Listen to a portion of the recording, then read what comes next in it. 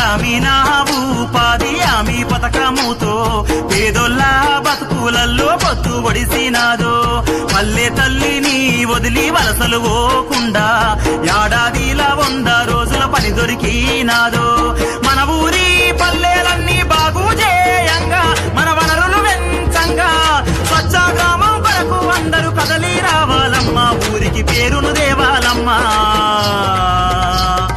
గ్రామీణ ఉపాధి హామీ పథకముతో